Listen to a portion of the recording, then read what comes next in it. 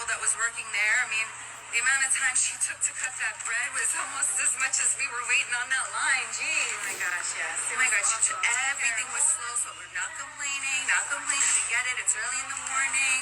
I had no idea who Jennifer Aydin was until about 10 minutes ago. And that's not particularly important, but it does help me understand that this wasn't rage bait. This was actually an example of being so privileged that you're out of touch. And I may not know any of the real housewives, but I absolutely grew up around women like that.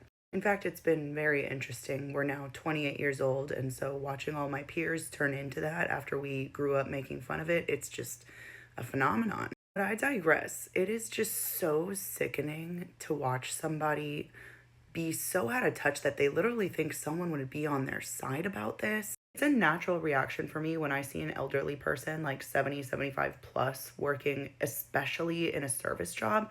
I am exceptionally polite because it honestly breaks my heart that they're there in the first place. I was shocked to see that Jennifer's 47. She is a really good cosmetic surgeon. But how foul that you are going to treat this person like dirt who has lived twice as long as you and has put up with people like you the whole time. I started working in the service industry when I was 17. And again, this was in the area where I grew up. So the aforementioned women who were like Jennifer, they were, my guests and clients. To be clear, I'm talking about jobs that I had in high school a very long time ago. But when following policy, as a minor at my service job, I have had grown women grab me by the shoulders and shake me. I have been berated to the fact that I was in tears hyperventilating. I didn't understand what an anxiety attack was, but the person just kept going. And anybody who's worked in the service industry knows that there's a power dynamic, there's a discrepancy because the guest, the customer, they can say whatever they like, and you can't because you're on the clock. You don't want to lose your job.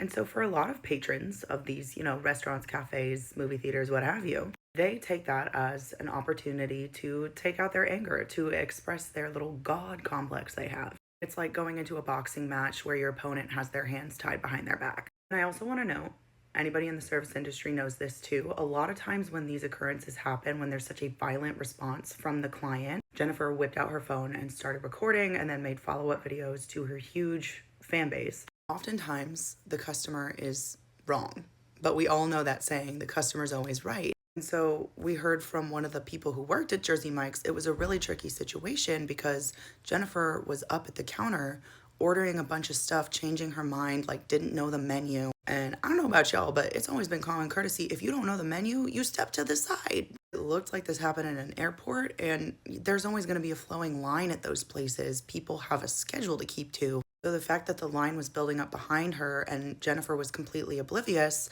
from the testimony of the Jersey Mike's worker, they were entertaining all of Jennifer's flippant changes and reversing this and adding this. But after a certain point, they tried to politely tell her okay, if you want to add on another sandwich, we need you to let these other people go first. And that was what kickstarted this whole thing. She whipped out her phone, started recording, calls out the 80-year-old for some reason, criticizing the fact that they can't hear. What do you want to bet that person absolutely could hear, but did not want to interact with her? You walk into a business to purchase food, coffee, whatever, you are giving up a little bit of freedom because you are going to follow the policies of that private business. That private business has no obligation to rush or prioritize you because you did not plan ahead. As a barista in college, one of the most frustrating things was when we were in a rush, the work rush in the morning, people would come in and order, and then they would get upset about having to wait 3 minutes, and they would blame us for the fact that they were going to be late to work. Leave earlier, buy a coffee maker, wait till you get to the break room at the office.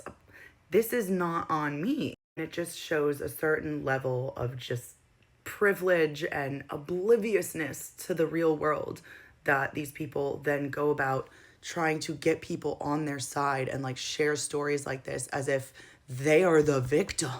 There are people dying, Kim. That 80-year-old should be retired. And this is over mid sandwiches, please.